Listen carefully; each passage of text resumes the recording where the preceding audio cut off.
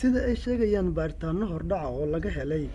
baaritaankii ciidamada amnigu ay ku sameynayeen qaraxii shalay ka dhacay xarunta Fisher Kuwaarne ee gobolka Banaadir kaasi oo sababay khasaare isugu jira dhimasho iyo dhaawac mas'uuliyiin ka tirsan maamulka gobolka Banaadir ayaa waxaa la ogaaday in haweeneyda isku qarxisay xarunta dowladda hoose inay ahayd gabar indhoolaha sida lagu ogaaday baaritaan ay sameeyeen ciidamada sirdoonka Soomaaliya.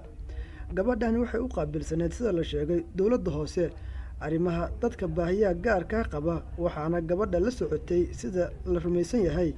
gabar kale oo la sheegay inay soo abaabushay qaraxaani isla markaana xarunta dowladda hoose ka baxsatay inta aanu qaraxu dhicin. ciidamada ammaanka ayaa waxay sheegeen inay hayaan cadeymo dhowr ah oo muujinaya inay isqarxisay gabadhani indhaha la ee la shaqeynaysay maamulka gobolka Banaadir. dad badan ayaa isweydiinaya sababta gabadhani ay ugu suurto gashay inay gasho howlkii shirku uu ka socday, balse wararka soo baxaya ayaa sheegaya in gabadhani shirka ay qayb ka ahayd maadaama shirka looga hadlayay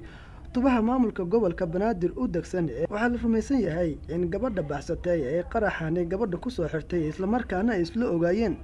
gabadha isqarxisay ee camoolaha ayaa la sheegay in muddo sanad iyo bar ay la shaqeynaysay maamulka gobolka Banaadir isla markaana ay maamulka gobolka Banaadir u qaabilsaneed dadka qaba baahiyaha qaarka ah.